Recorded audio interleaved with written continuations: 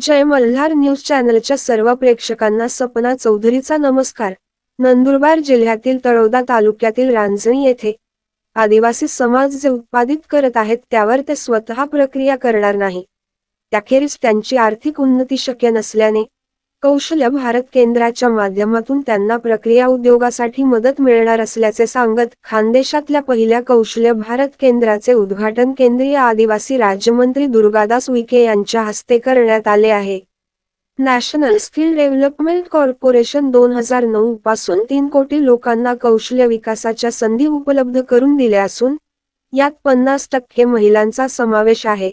शेती आणि वनसंपत्तीच्या अवलंबून असलेल्या नंदुरबार सारख्या जिल्ह्यात यावर संलग्न उद्योगधंद्यावर प्रशिक्षण देण्याच्या उद्देशाने हे कौशल्य भारत केंद्र स्थापन करण्यात आले। या केंद्रामार्फत ग्रामीण आदिवासी भागात आवश्यक सर्व प्रशिक्षण कार्यक्रम चालवल्या जाणार आहे। कृषी उत्पादकता, संगणक प्रशिक्षण, आर्थिक बाबींवरच प्रशिक्षण, शेतीवरचे प्रक्रिया उद्योगाचे प्रशिक्षण या ठिकाणाहून मिळणार असून स्किल इंडिया डिजिटल हब मार्फत प्रशिक्षणार्थींना प्रमाणपत्र देण्यात येणार आहे। नंदुरबारच्या रांजणी गावातले हे कौशल्य भारत केंद्र देशातील पहिले ग्रामीण, दुर्गम आणि आदिवासी भागातले केंद्र आहे। पुढच्या अनेक वर्षात या केंद्रातून नवीन उपक्रम राबविला जाणार आहे। रोजगारासोबत स्वयंरोजगार आणि उद्योजकतेवर आधारित प्रशिक्षणाचा भर या ठिकाणी देण्यात येणार आहे।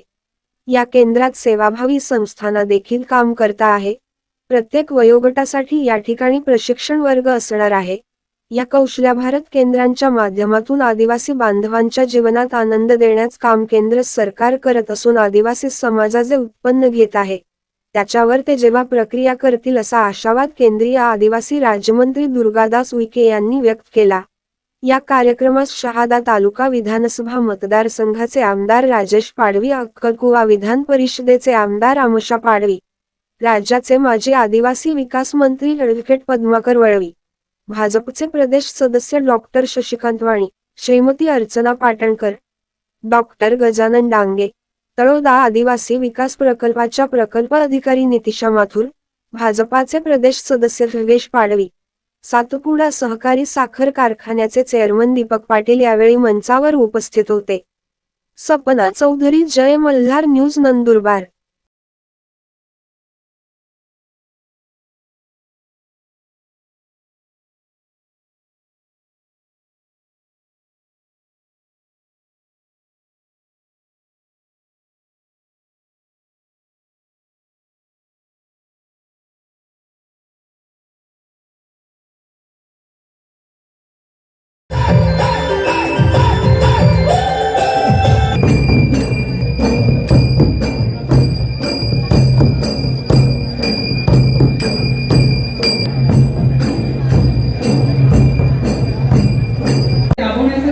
NSTC ही संस्था करते। 2009 पासून NSTC ने 3 कोटी युवकांना कौशल्य विकासाच्या संधी आतापर्यंत उपलब्ध करून दिल्या, ज्यामध्ये 50%हून अधिक महिलांचा समावेश आहे।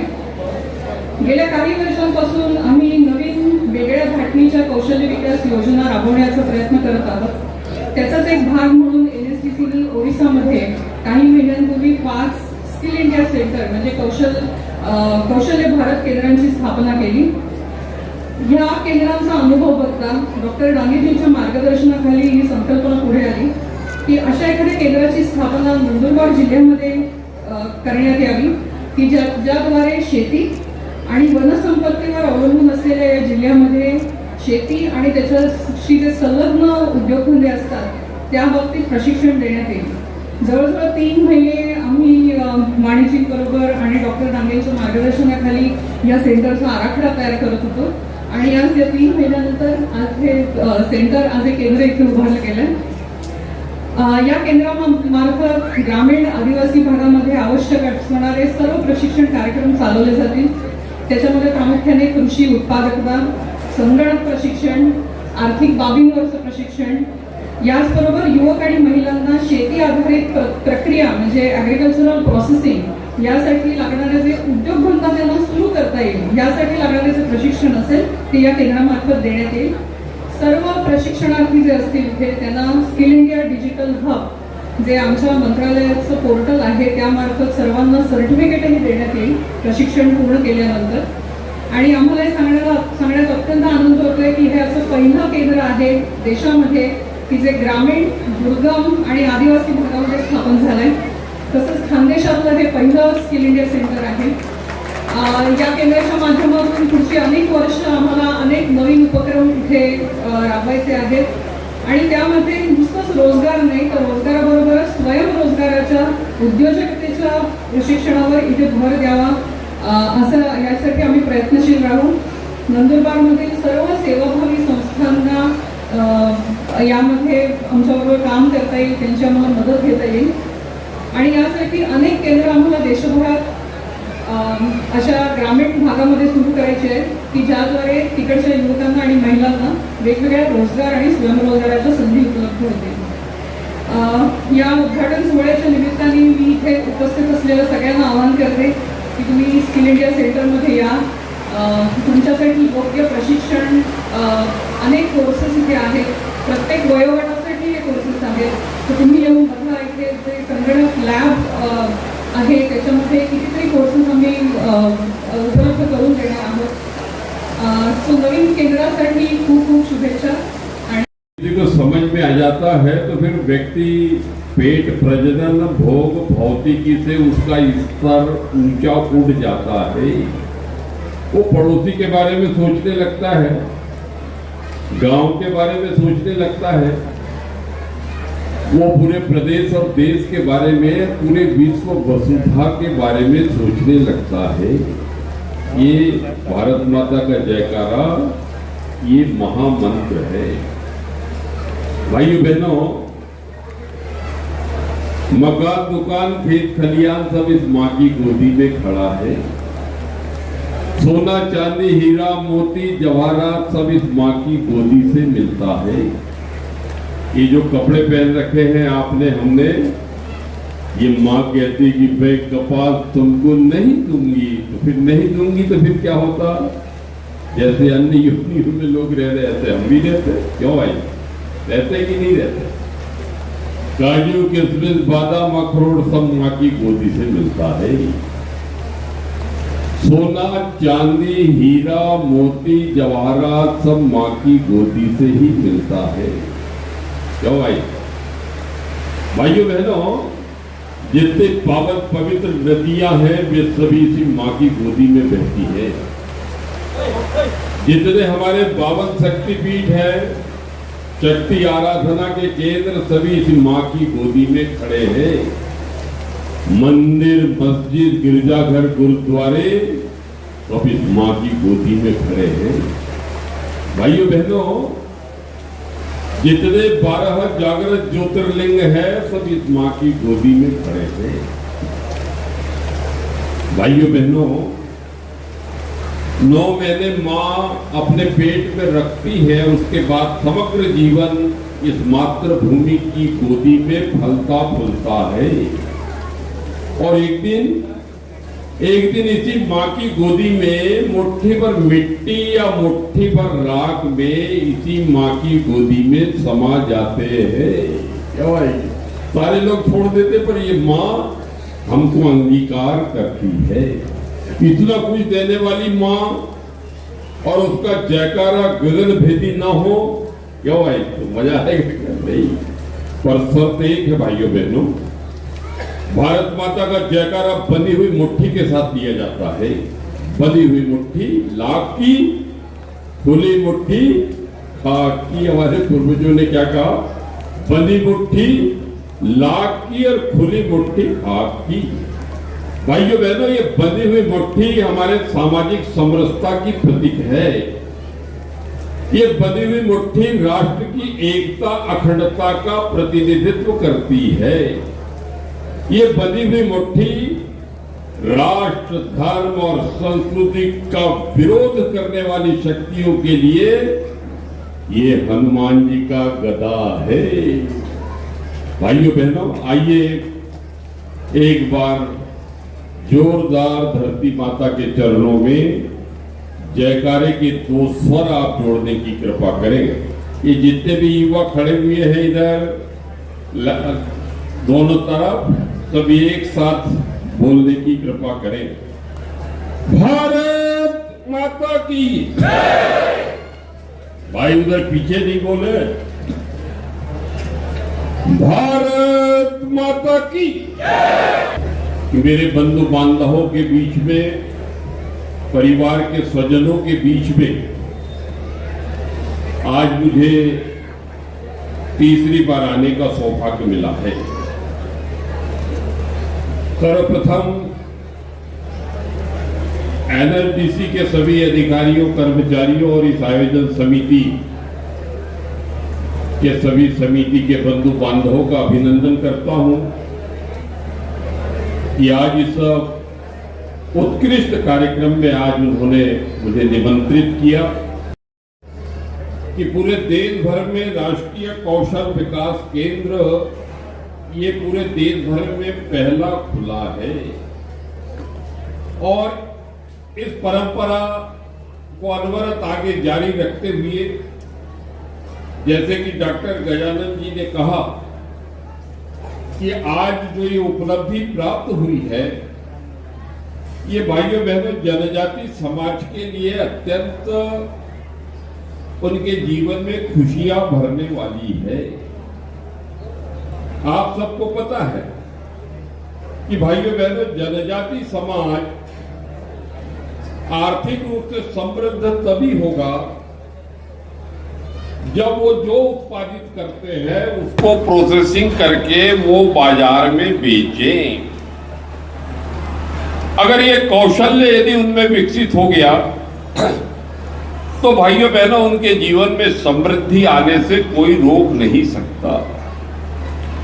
देश आजाद हुआ, आजादी के बाद में भाइयों बहनों जिन सरकारों ने शासन किया, जिन दलों ने शासन किया, उन्होंने इस दिशा में कोई चिंतन नहीं किया। मित्रों, हमारे जनजाति समाज में सभी प्रकार की दुर्लभ औषधियां हमारे वनों में हैं। 90% जनजाति समाज हमारा वन्यांचलों में रहता है, पहाड़ों में रहता है, टेकड़ियों में रहता है। सारी जितनी वन औषधियां हैं, ये सारी की सारी वन औषधियां वनों से प्राप्त होती है और हमारे जनजाति समाज के सभी भाई बहन उन औषधियों से परिचित है। यदि इन औषधियों का संग्रहण करके हमारे जनजाति समाज की टीम जो है, समिति जो है, उसको प्रोसेसिंग करके, जैसे उदाहरण के लिए आंवला है, बेहड़ा है, हर्रा है, अगर इसको प्रोसेसिंग करके त्रिफला बनाकर विशिष्ट तरीके से पैकेजिंग करके उनको यदि विक्रय करेंगे तो भाइयों बहनों जो भटे भाव जो हमारा आंवला, बेहड़ा, हर्रा लोग खरीद लेते हैं, खरीदते रहे हैं, उससे जनजाति समाज को मुक्ति दिलाने का ये महाअभियान है। भाइयों बहनों, कभी कोदो, कुटकी, रागी, ज्वार, बाजरा, मक्का ये गरीबों का भोजन कहा जाता था, क्या हुआ है? लेकिन देश के यशस्वी प्रधानमंत्री आदरणीय श्री नरेंद्र मोदी जी ने भाइयों बहनों रक्ताल्पता से लेकर विविध प्रकार के जो संताप है शारीरिक, उसको दूर करने के लिए ये मोटे अनाज को श्री अन्न के रूप में परिभाषित किया है। क्या बात है भाइयों बहनों, हमको पता नहीं कि जो कोदो कुटकी है ये हमारे हड्डियों के अंदर जो मज्जा है, अरे भाई ये कोदो कुटकी खाने से इसके अंदर का मज्जा बनता है जो शरीर को बलिष्ठ रखता है। वाया शौर्य पराक्रम का हेतु है कुटकी, कोदो, उसको विस्मृत कर दिया दोस्तों। आज भी कोदो कुटकी खाने वाली जो जातियां हैं हमारी, उनका शारीरिक बल देखें आप, देशी मुर्गे की तरह गांव में दिखाई देते हैं। और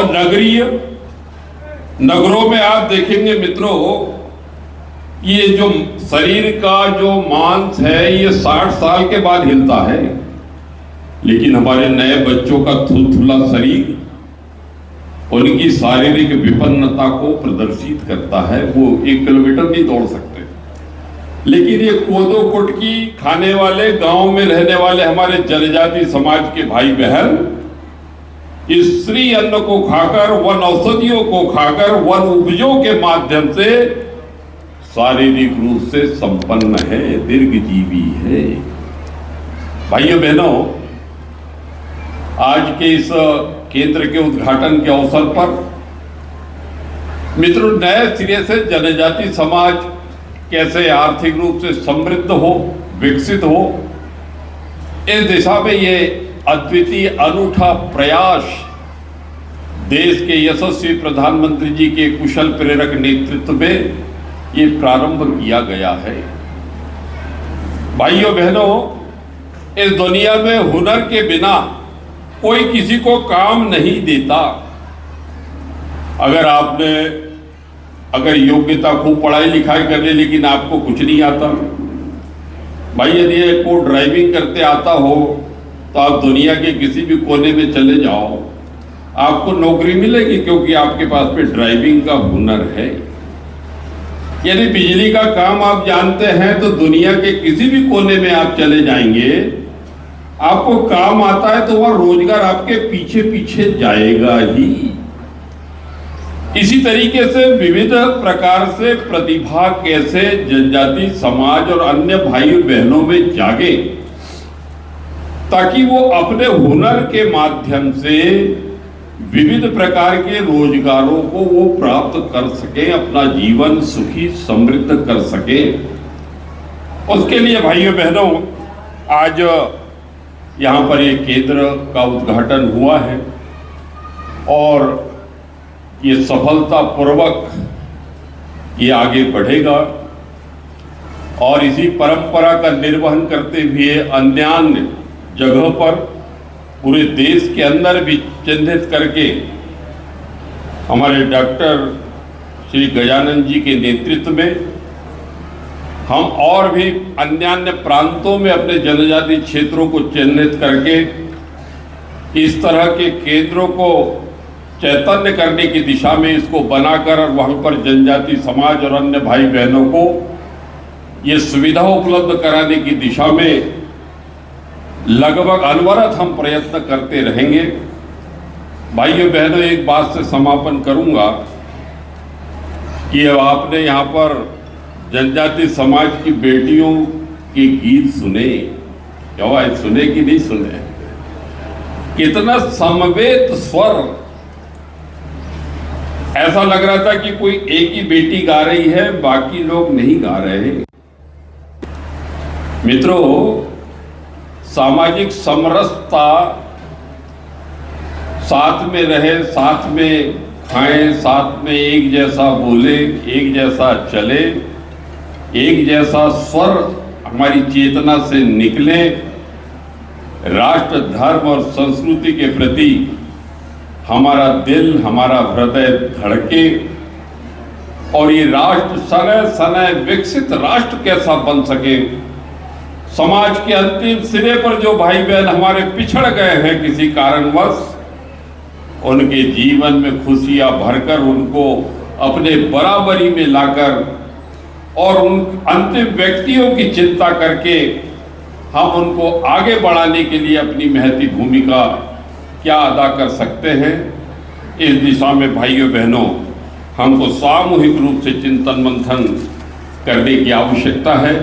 और मैं भगवान से प्रार्थना करता हूँ कि ये जो केंद्र है ये खूब फले फूले और बड़ी संख्या में हमारे जनजाति समाज के भाई बहन इससे प्रेरित हो और देश के अन्य क्षेत्रों के जो जनजाति समाज के हमारे भाई बहन हैं वे भी छोटे छोटे दलों में आकर, छोटी छोटी टुकड़ियों में आकर, 5-10 के समूह में आकर यहाँ प्रशिक्षित होकर जाएंगे, यहाँ पे कुछ सीख कर जाएंगे, ताकि इस तरह का उद्यम वे अपने क्षेत्र में भी खड़ा कर सकें और विकसित समाज के साथ में हमारे जनजाति समाज के भाई बहन कंधे से कंधा मिलाकर वे भी विकसित और समृद्ध होने में महती अपना योगदान दे पाएंगे।